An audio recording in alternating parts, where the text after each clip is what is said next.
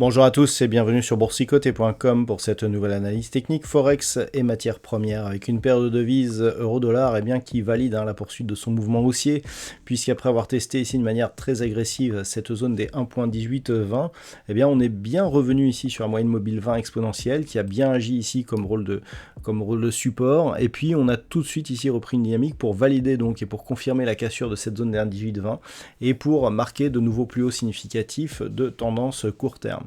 Donc on est vraiment dans tout, on a tous les marqueurs qui peuvent nous valider ici la poursuite du mouvement. D'un point de vue global, on se dirige désormais vers un objectif qui se situe sur cette zone majeure des 1.1890 et donc on pourrait effectivement en cas de test voire de rupture de ce niveau avoir un signal de retournement majeur. Vous voyez qu'ici nous avons une configuration qui ressemble un petit peu à des choses que l'on aime bien trouver et qui nous annoncent des mouvements assez amples. Donc tout se jouera ici sur cette zone des 1.1890, zone qui devrait normalement être atteinte si la tendance reste dans la lignée de ce que nous avons eu aujourd'hui. Attention, invalidation de cette stratégie ou de cette anticipation plutôt haussière en cas de rupture ici nette de la zone des 1.1820. Par contre, sur la paire de devises livre sterling contre dollar américain, on bute ici sous cette zone des 1.38.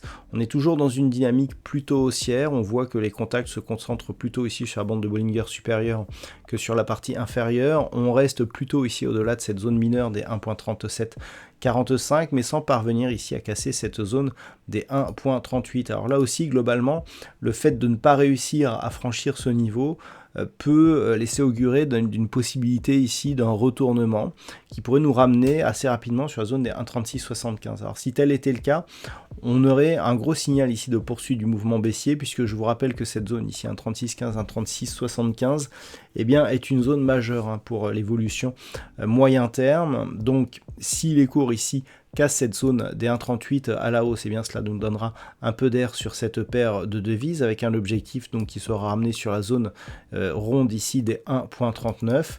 Mais tant que l'on résiste ici, tant que cette résistance ne permet pas une cassure des cours, le risque baissier subsiste et pourrait notamment être réactivé en cas de cassure ici de cette zone des 1.3675.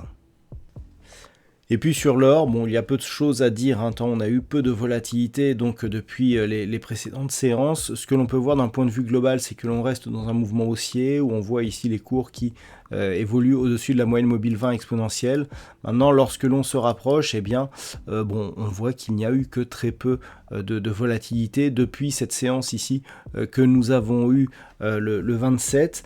On a, donc ça c'était vendredi, on n'a que très peu bougé. Alors certes, la moyenne mobile 20 exponentielle là ici agit plutôt comme zone de support, mais on est quand même loin ici de la bande de Bollinger supérieure, les bandes de Bollinger qui sont en train de se resserrer. Alors ceci dit, tant que l'on est ici au-dessus de cette zone des 1795 $ l'once, on reste dans un flux plutôt haussier. On a une succession ici de points bas et de points hauts donc qui sont haussiers, donc la loi de Dodo est respectée sur cette phase. Par contre, il faudrait effectivement une cassure ici de ce niveau de support intermédiaire des 1782 $ l'once pour rebattre les cartes et donc avoir ici une possibilité de revenir sur cette zone des 1758 $ l'once. Et donc pour l'instant, cette impulsion ici baissière reste sans effet puisqu'on a retracé quasiment l'intégralité ici du mouvement lié à ce mouvement baissier, et ce même avant ici l'impulsion et la hausse de volatilité. Donc un biais qui reste plutôt haussier, qui est confirmé d'ailleurs par la tendance de fond. Je rappelle que d'un point de vue moyen long terme, on est toujours sur un flux plutôt haussier, même si on est dans une phase de consolidation de ce mouvement. Et donc le fait de préserver cette zone des 1795 $ l'once pourrait confirmer tout ceci. Prochain objectif, donc la zone ici des 1855 $ l'once, avec un niveau intermédiaire ici qui pourrait être atteint à 1831 $ l'once. Et puis on termine avec un très intéressant signal sur le WTI. Alors vous pouvez remarquer que nous n'avons pas réussi à casser ici d'une manière forte cette zone des 69,30 dollars le baril, zone qui était ici le point haut de ce petit mouvement haussier et qui était donc intervenu avant la rupture ici de la zone majeure des 65,20 dollars le baril. Donc on a ici connu un échec sous cette même zone. Et lorsque l'on observe un petit peu ce qui se passe, alors là où on avait une tendance qui était relativement propre, avec ici une impulsion et donc des cours qui évoluaient bien ici au-dessus de la moyenne mobile 20 exponentielle, eh bien on a un signal de retournement tout aussi propre, puisqu'en fait on vient marquer ici une phase de volatilité, avec ici un contact, une bonne conviction ici de baissière sur le contact avec cette bolle inférieure, et un rebond technique ici qui reste sous la moyenne mobile 20 exponentielle. Donc clairement, on est ici sur une phase de retournement technique donc qui pourrait nous ramener sur la zone des 65,20 dollars le baril, et donc du point de vue de cette tendance très court terme, eh bien on repasse donc sur une tendance plutôt baissière, avec comme niveau d'invalidation ce point haut significatif, proche des 69,50 dollars le baril. Donc désormais, objectif ici, un retour sur cette zone des 65,20 dollars le baril. Voilà donc ce que l'on peut dire sur cette analyse technique Forex et matières premières.